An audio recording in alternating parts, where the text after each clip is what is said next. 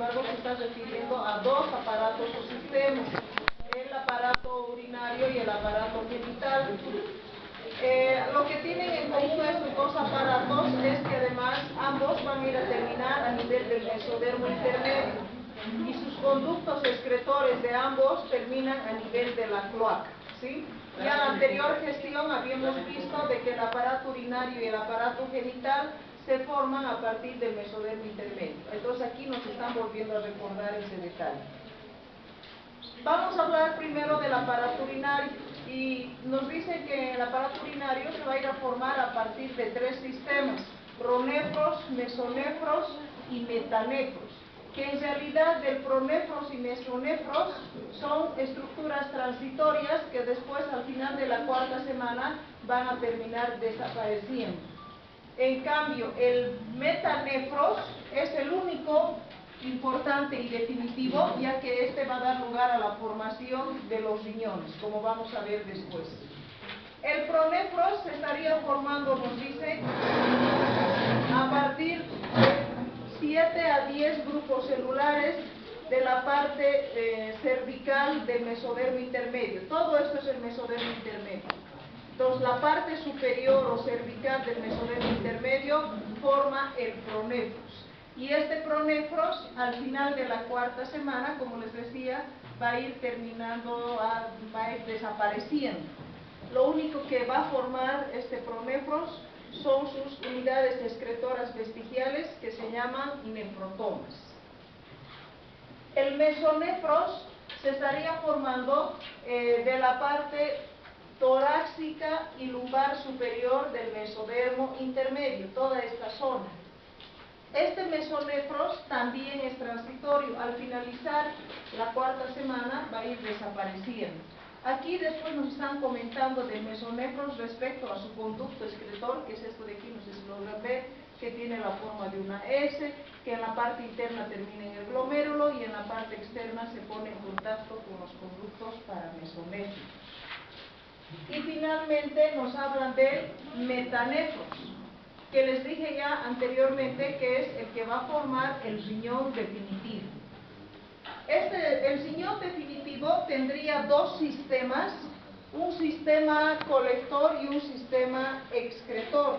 Fíjense ustedes en este dibujito, este conducto de aquí es el conducto mesonéfrico, es conducto mesonéfrico. Y de este conducto mesonéfrico se está formando esta evaginación que viene a ser el brote ureteral, todo esto de aquí, brote ureteral. Y a partir de este brote ureteral se va a ir a formar todo el sistema colector del riñón, lo que significa que el sistema colector del riñón va a tener su origen que es mesonéfrico, ¿verdad? ¿Quiénes van a formar el sistema colector? Vamos a ir viendo. Entonces, el sistema colector del riñón, origen, hemos dicho, mesonéfrico, ¿verdad? Mesonéfrico. Este brote ureteral se va a alargar y va a formar el uréter, que después se va a ensanchar en la parte superior y va a formar la pelvis renal. Luego va a formarse las cálices mayores, ¿sí? Y luego formará las cálices menores y además se formarán de 1 a 3 millones de túbulos colectores. Entonces, el sistema colector está formado por uréter, pelvis renal, cálices mayores, cálices menores y de 1 a 3 millones de túbulos colectores. Todo eso es el sistema colector. ¿Qué origen tiene el sistema colector? Origen mesonéfrico. El sistema excretor del riñón, el excretor, está formado a partir del metanefros. Fíjense que aquí en el dibujo, esto de aquí es el blastema metanéfrico y a partir de este blastema metanéfrico se va a ir a formar el sistema excretor. Por eso decimos que el sistema excretor tiene origen metanéfrico. ¿Qué es lo que va a formar el sistema excretor? El glomérulo, que está por la parte externa recubierto por la cápsula de Bowman, el túbulo contorneado proximal, el asa de Henle, el túbulo contorneado distal. ¿Sí? Todo eso es el sistema excretor. ¿Ya? Entonces el colector es hasta aquí y el excretor, el glomérulo, túbulo contorneado proximal, asa de Henle y túbulo contorneado distal, que va a terminar en los túbulos colectores. Entonces el riñón va a quedar formado así por estos dos sistemas, colector y excretor. Sistema colector, origen mesonéfrico; sistema excretor, origen metanéfrico.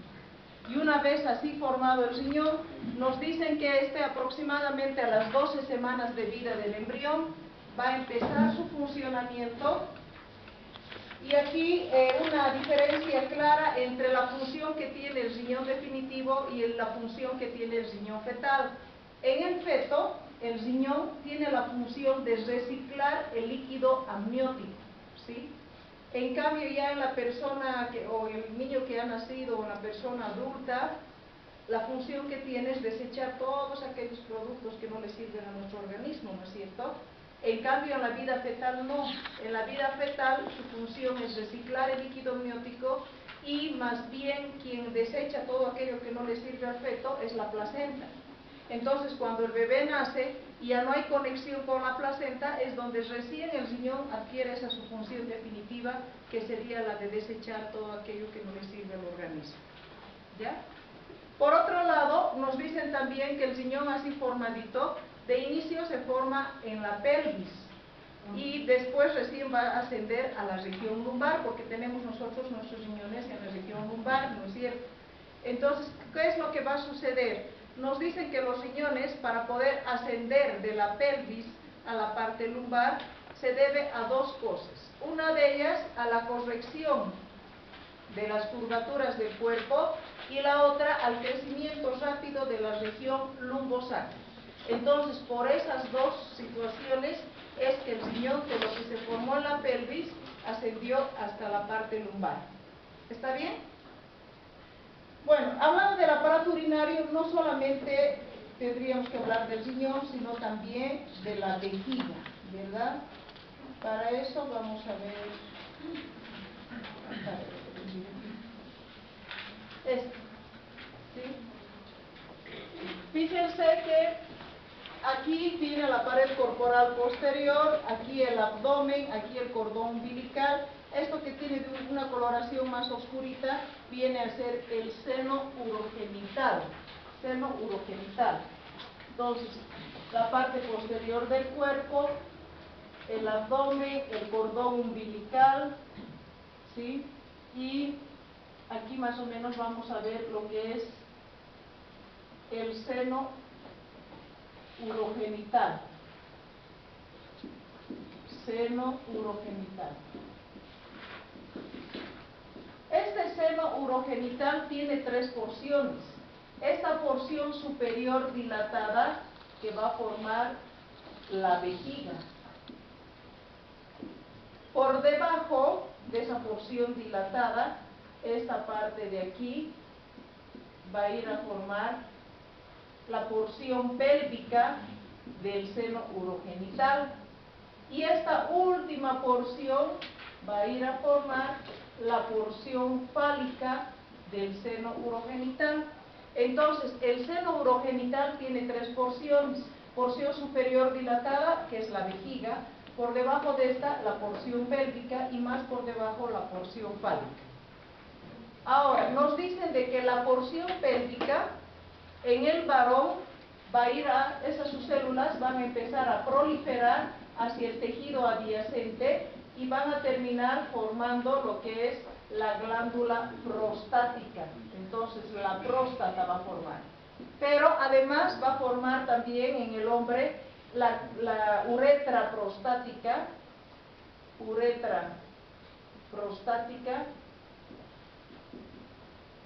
y la uretra membranosa. Entonces, la porción pélvica del seno urogenital en el varón va a formar la próstata, la uretra prostática y la uretra membranosa. En cambio, en el caso de la mujer, como no tenemos próstata, entonces en la mujer lo que va a formar esta porción pélvica son las glándulas uretrales y parauretrales. Uretrales y parauretrales. Y la última porción del seno urogenital, que es la porción fálica, en el varón va a formar la uretra fálica o peniana. ¿Sí? Entonces forma la uretra fálica o peniana. Y en la mujer vamos a ver después que esta porción va a ir a ayudar a formar parte de lo que es la vagina. ¿Ya? ¿Está bien esta parte? Entonces, como verán, hemos hablado de todo lo que es el riñón con sus dos sistemas. Hemos hablado de la vejiga, la uretra en sus diferentes porciones. Prácticamente hemos abarcado todo lo que es el sistema urinario, nada más. ¿Sí? Está claro en toda esta parte, ¿no? Hablaremos ahora entonces del aparato genital. En el aparato genital vamos nosotros a diferenciar dos porciones, de genitales internos y genitales externos. En los genitales internos, vamos a ver en el caso de la mujer, estaría lo que viene a ser el útero, la vagina, los ovarios, ¿sí? Todo esto vendría a ser aparato genital femenino interno. Y el externo serían los labios mayores, labios menores, el clítoris y el vestíbulo, donde está la desembocadura de la uretra y la vagina. En el caso del varón, lo único como órgano interno vendría a ser el testículo, nada más, ¿sí? Y como órgano externo vendría a ser la bolsa escrotal y además la parte de lo que corresponde al pene, ¿sí? Entonces en ambos vamos a dividir en órganos internos y órganos externos, ¿ya? Ahora, lo que nos comentan es lo siguiente, que nos dicen que cuando se habla de los órganos sexuales, tanto en los internos como en los externos, hay una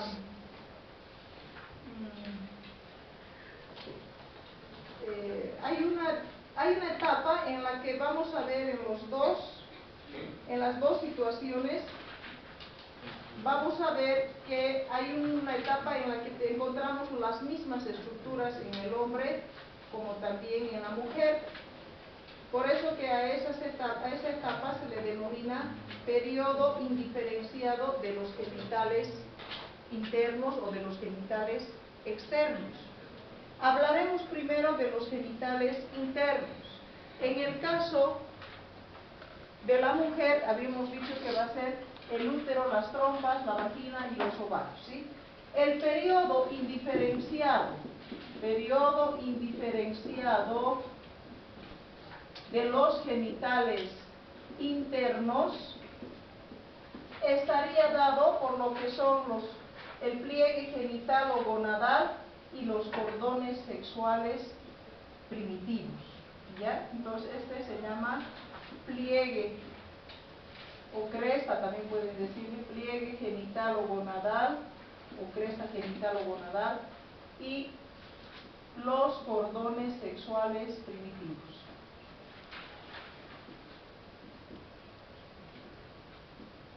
¿Listo? Entonces, periodo indiferenciado de los órganos internos está dado por el pliegue genital o gonadal y los cordones sexuales primitivos. ¿Eso qué significa? Que esto vamos a encontrar tanto en el hombre como en la mujer. En la mujer ocurre que este pliegue genital o gonadal adquiere la forma redondeada y los cordones sexuales primitivos están en todo el ancho de esta gónada, pero después, ¿qué sucede?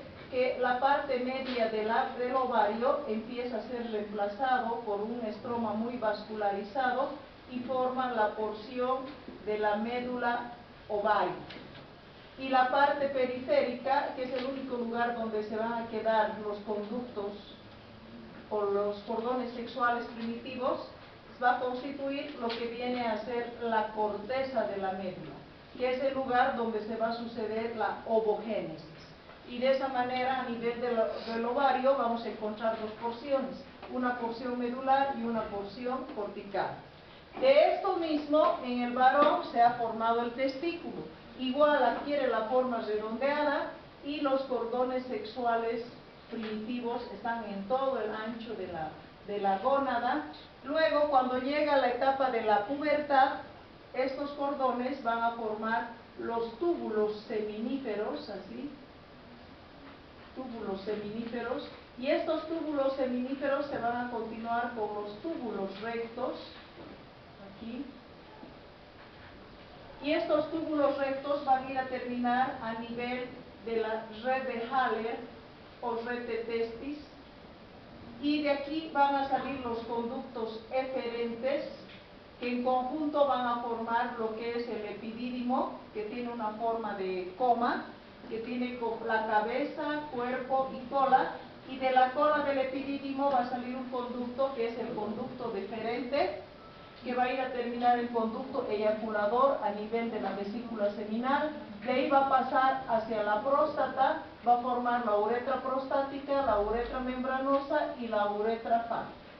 Entonces, a partir de esto mismo se ha ido a formar en el varón todo lo que corresponde el testículo. Entonces, de órganos internos en el varón es solamente el testículo, ¿verdad? Pero en el caso de la mujer no es solamente el ovario, nos falta ver cómo se forma el útero y la vagina. Para eso nos dicen de que en el caso de la mujer tenemos dos conductos paramesonéfricos, y estos conductos paramesonéfricos tienen tres porciones, una porción vertical, una horizontal y una caudal, ¿sí? Estos son conductos paramesonéfricos. Estos conductos paramesonéfricos, las dos primeras porciones van a formar las trompas de Falopio. Y la última porción de estos conductos paramesonéfricos se va a unir los dos conductos, ¿sí? Y va a formar el útero. Pero no solamente el útero, sino también la porción superior de la vagina. Entonces, en resumen, los conductos paramesonéfricos van a formar las trompas de Falopio, el útero y la parte superior de la vagina. La parte inferior de la vagina, se va a formar a partir del seno urogenital, que hace rato les había dicho que la porción fálica en el varón formaba la uretra fálico-peniana y que la mujer va a formar después la vagina, les dijimos, ¿verdad? Entonces la parte inferior de la vagina está formado por el seno urogenital. Por lo tanto, la vagina tiene doble origen. La parte superior se forma de los conductos paramesonéfricos y la parte inferior se forma del seno urogenital. Pero en la vagina ustedes van a encontrar también una delgada membranita que viene a ser el himen, ¿verdad? Este himen también se origina del seno urogenital y de las células provenientes de la misma vagina. ¿Listo? Entonces, con eso hemos visto en su totalidad los órganos sexuales internos en el caso de la mujer y en el caso del varón. Ahora, hablando de los genitales externos. En el caso de los genitales externos, también vamos a tener un periodo indiferenciado de los genitales externos. Este periodo indiferenciado quiere decir que vamos a encontrar lo mismo en el hombre como en la mujer. ¿En qué consiste? El periodo indiferenciado. Entonces, periodo indiferenciado de los genitales externos, vamos a tener lo que es el tubérculo genital,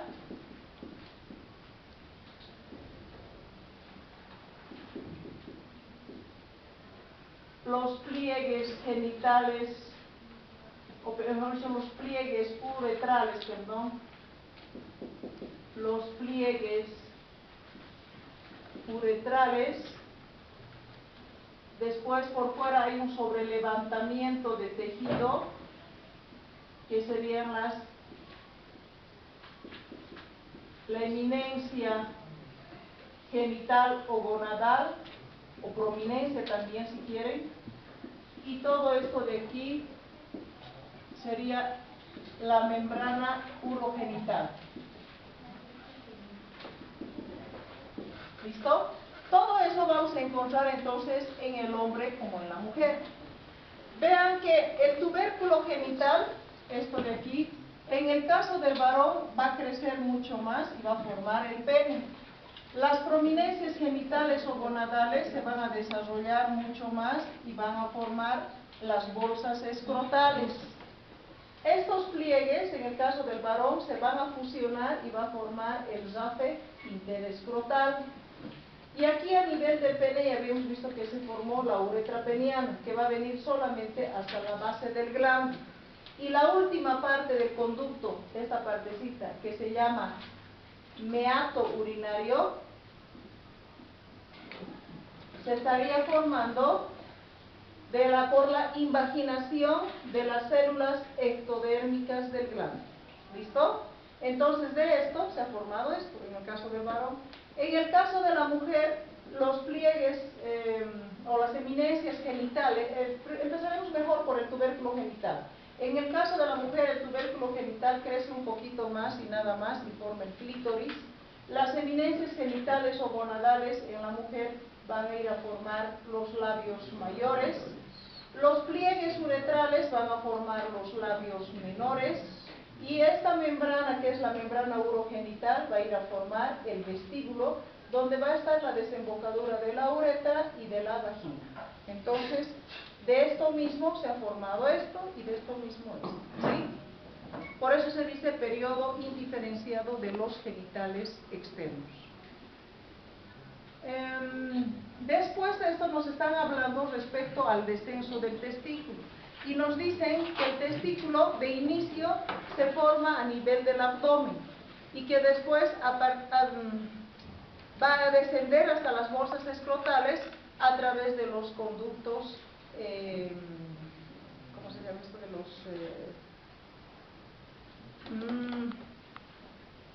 conductos por los que va a descender. Se me ha ido el nombre ahorita.